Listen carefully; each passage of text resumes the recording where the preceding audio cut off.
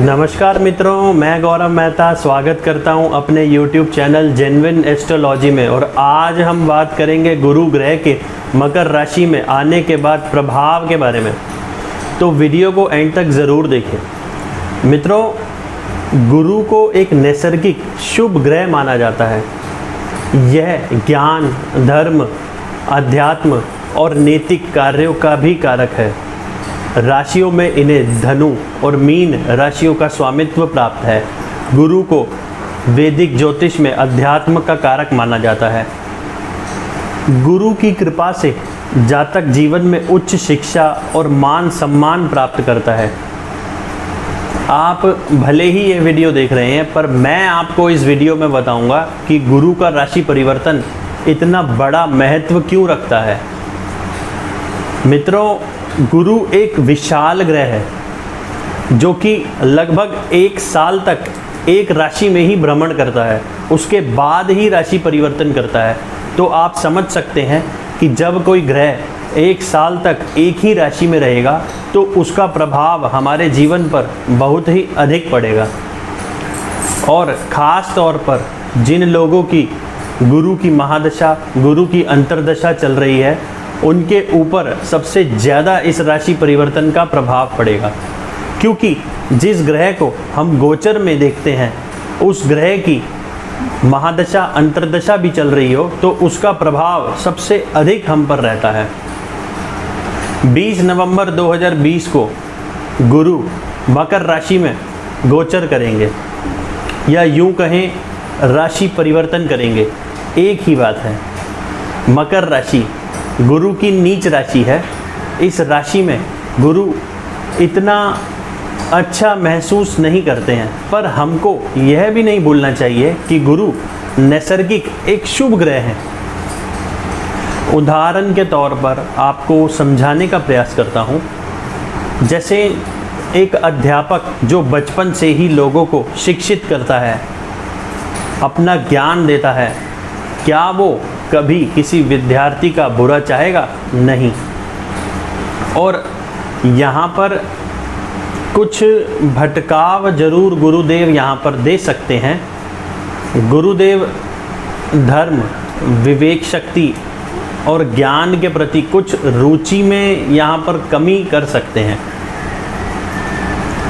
इससे यह मालूम चलता है कि इस साल के दौरान सभी राशि वालों को जो भी निर्णय लेना है वह बहुत ही धैर्यपूर्वक ही लेना है।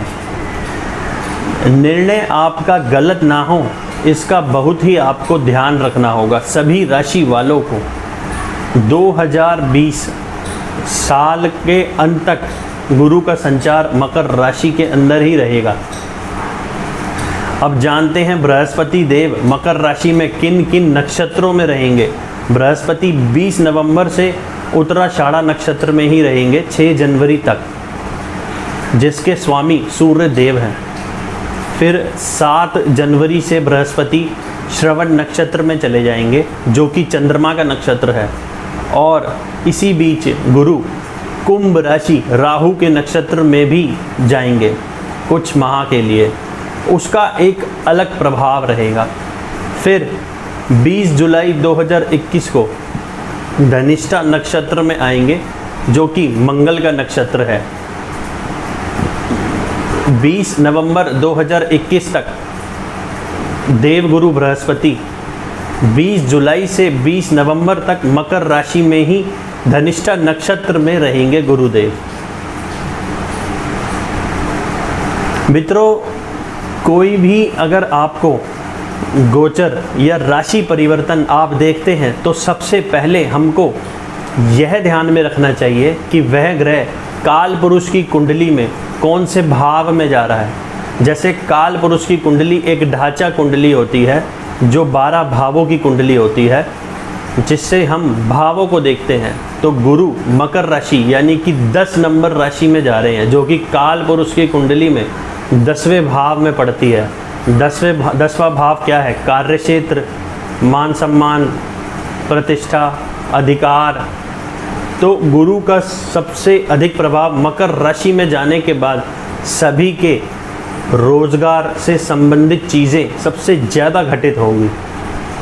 अब यह अच्छी होंगी या बुरी, यह निर्भर करेगा आपकी जन्म कुंडली में मकर राशि कहाँ पर पड़ती है, उस भाव में बृहस्पति का गोचर, वहाँ पर कौन कौन से ग्रह हैं, वो कौन सा भाव है।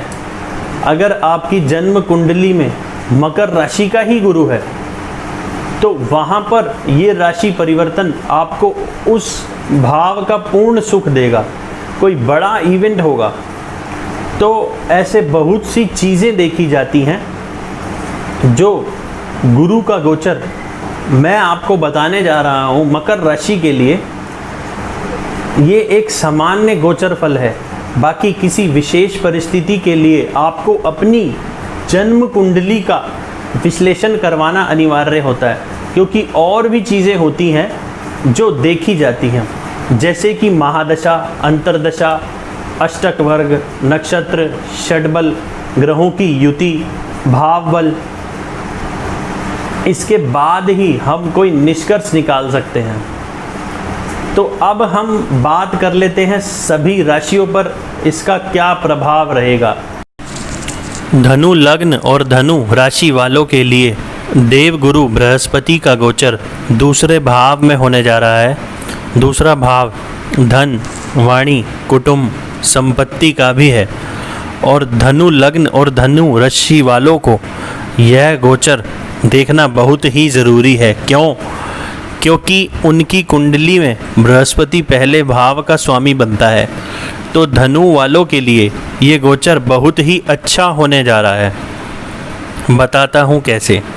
पिछले कुछ समय से जो धनु वालों को परेशानी चल रही थी दाम्पत्य जीवन को लेकर भी, पर फिर भी बृहस्पति आपके जब लग्न में विराजमान थे उन्होंने आपको काफ़ी सहयोग किया, सही मार्ग आपको दिखाया, सही निर्णय आप ले पाए।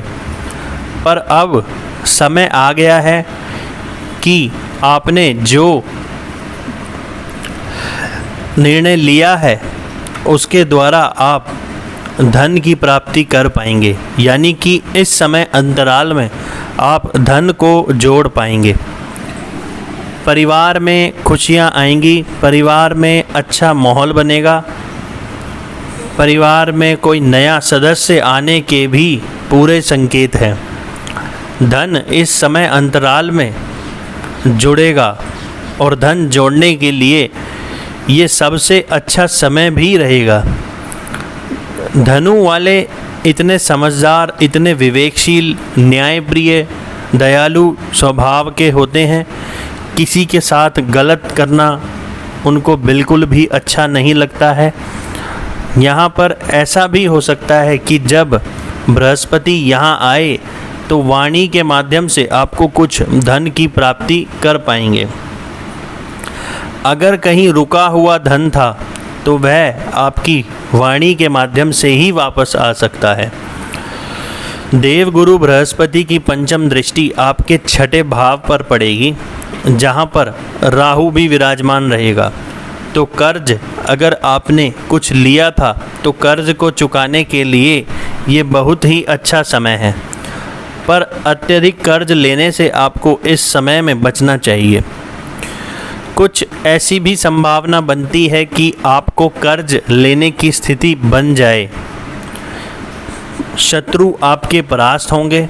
बृहस्पति देव की सप्तम दृष्टि अष्टम भाव पर पड़ेगी, जो कि कर्क राशि पर उच्च की दृष्टि रहेगी। तो ये समय अध्यात्म, ज्योतिष और रिसर्च संबंधित सभी कार्यों के लिए तो बहुत ही अच्छा है। इसमें आपको प्रगति कराएगा।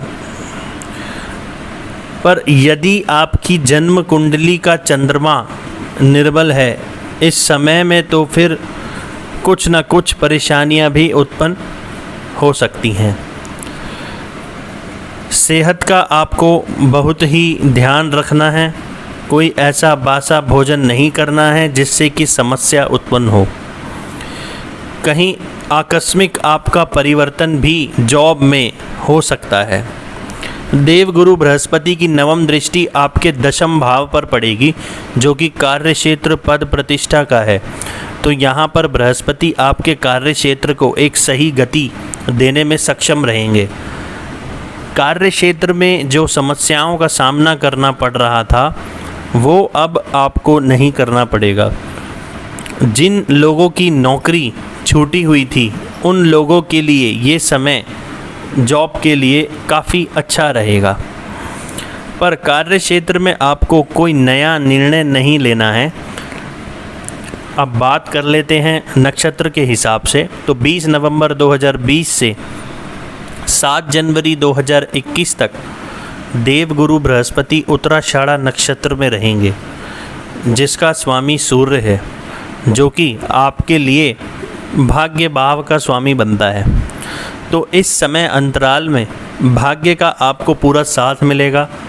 कोई आप निर्णय भी इस समय में ले सकते हैं। आप लोगों को ये सलाह दी जाती है, अगर कोई आपने निर्णय लेना भी है तो इस समय अंतराल में आप ले सकते हैं।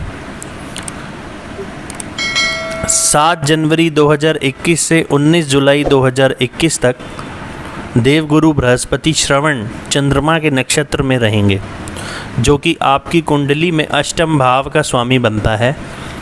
तो इस समय में आपने जो भी कार्य करना है बहुत ही सोच समझ कर करना होगा। पैतृक संपत्ति के लिए यह समय अच्छा रहेगा। इस समय अंतराल में किसी से वाद विवाद में ना पड़ने की आपको सलाह दी जाती है। 20 जुलाई 2021 से 20 नवंबर 2021 तक देवगुरु बृहस्पति धनिष्ठा नक्षत्र में चलेंगे, जो कि आपके लिए पंचमेश और जो कि आपके लिए 5वें और 12वें भाव का स्वामी बनते हैं। तो इस समय अवधि में खर्च की आपकी अधिकता रहेगी। शेयर में भी आप इन्वेस्ट करके लाभ ले सकते हैं। संतान उत्पत्ति के लिए ये समय अच्छा रहेगा। अगर विवाहित नहीं हैं तो कोई ना कोई लव अफेयर इस समय अंतराल में होने की संभावना है। मित्रों, उपाय के तौर पर हर बृहस्पतिवार को पीले वस्त्र पहनने हैं आपको, और हल्दी का तिलक आपने ज़रूर करना है। इससे आपके बृहस्पति देव सही परिणाम देने लगेंगे। बाकी मेरी शुभकामनाएं आपके साथ हैं। तो मित्रों, वीडियो थोड़ा भी अच्छा लगा हो तो इसको लाइक करें, शेयर करें और चैनल को सब्सक्राइब करें, ताकि ऐसी ज्ञानवर्धक वीडियो आपके भाई बंधुओं तक भी पहुंचती रहे और लोगों का इस प्राचीन ज्योतिष विज्ञान में